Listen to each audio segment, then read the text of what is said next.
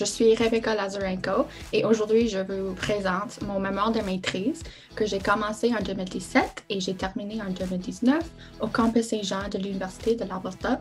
Mon mémoire de maîtrise est une analyse comparative de la communauté francophone de l'Alberta aux Canadiens français du Québec pendant la Première Guerre mondiale.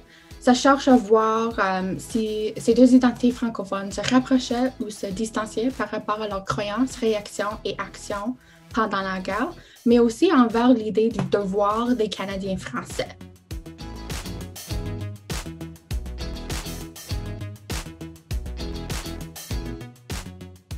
En gros, l'objectif a été de donner les francophones de l'Alberta leur propre voix, une voix séparée de la voix dominante du Québec, parce qu'en effet, des fois, on oublie qu'il y a des francophonies et des francophones qui existent dans l'Ouest.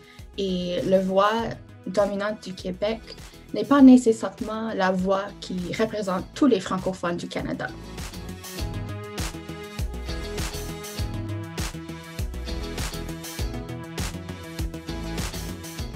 En parlant de la méthodologie, elle se fonde sur l'histoire comparative, notamment parce que j'ai fait une analyse chronologique et systématique des deux provinces pendant la guerre. J'ai donc commencé par l'identification des journaux francophones de l'Alberta et du Québec comme mes sources. Ensuite, j'ai déterminé les événements marquants de la guerre, comme par exemple la déclaration de la guerre, la crise de la conscription. Puis après que j'ai choisi mes événements, j'ai cherché pour des articles qui exprimaient des opinions par rapport à l'événement et la guerre en général. Ensuite, j'ai regroupé les articles en thèmes et j'ai analysé leur contenu. Puis après ça, la prochaine étape, c'était de créer des portraits pour chaque événement et chaque identité francophone. Et ensuite, c'était de créer un portrait plus large les deux dans l'ensemble. Et la dernière étape, c'était de ressortir les points de convergence et divergence des deux communautés francophones.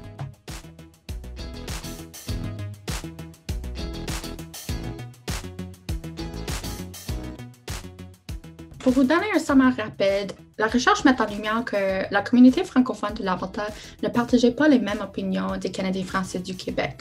Les francophones de l'Alberta croyaient qu'il y avait le devoir d'appuyer l'effort de guerre canadien et la Grande-Bretagne. Elles partageaient l'opinion que les revendications scolaires étaient importantes, mais l'intensification des batailles scolaires ne semble pas avoir un effet négatif sur la perspective de la communauté envers son devoir et l'effort de guerre. Finalement, en plus de continuer de soutenir l'effort de guerre, la communauté donne son soutien pour la conscription. Puis, contrairement au Québec, la conscription inspire le renouvellement de l'appel de l'union de tous les membres de la communauté francophone de l'Alberta.